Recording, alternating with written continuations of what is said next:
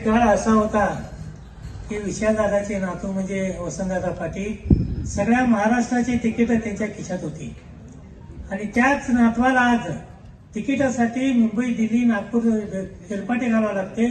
हे अतिशय दुःखद घटना आहे.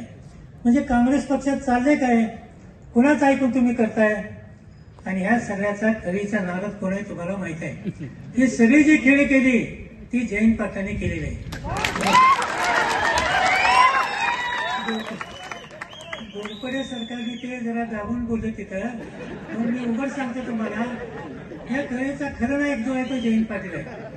आणि मला सांगा, ह्या जिल्ह्यामध्ये दोन पक्ष प्रमुख आहेत, तिसरा बीजेपी आहे, एक राष्ट्रवादी आहे, एक काँग्रेस आहे. राष्ट्रवादी आज स्वतःला तिकीट मागत नाही, काँग्रेसवाले मागत होते, त्यांना दच्चू दिला गेला. या सगळ्या खेळी संजय राऊताच्या थ्रू जयंत पाटलांनी केलेले आहे. त्यामुळे संजय राऊत आले, घोरपडे सरकारला भेटले, मलाही भेटले. आम्ही त्यांना काय सांगायचे सांगितलं. त्यांना सांगितलं, तुमचा जो पक्ष आहे शिवसेना उद्धव बाळासाहेब ठाकरेचा, एकही ग्रामपंचायत सदस्य नाही, एक सदस्य इथे नाही, गावात कुठली शाखा नाही, तुम्ही त्यांना तिकीट देऊ नका, तो येणार नाही चंद्रनाथ पाटील. हे स्पष्टपणे घोरपडे सरकारने आम्ही सांगितले त्यांना. मग त्याला संजय राऊतने मला म्हणजे पर्याय काय तुमच्या पुढं? आम्ही म्हणलं पर्याय एकच आहे. म्हणलं संजय काकाला जर पाडायचं असेल तर विशालदादा पाटील हा एकमेव पर्याय आहे, हे आम्ही त्याच वेळा सांगितलं.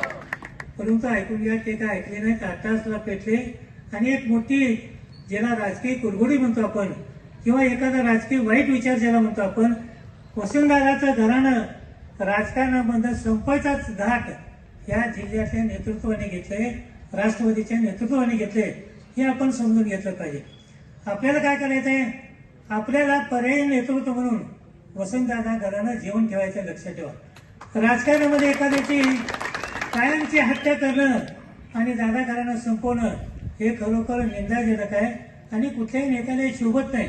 राजकारणामध्ये गट असतात, पूर्वी बापू दादा गट होते, चालत होते, पण असं दोघंही कधी कोणाचा गट संपवण्याचा कधी प्रयत्न केलेला नाही. त्यामुळे आताची जी पिढी आहे यांची, ही पिढी मात्र राजकारणाचे एवढं घाणेरडं राजकारण करायला लागले की हे एखाद्या पिढीचं राजकारण संपायचं. पाणी पिलं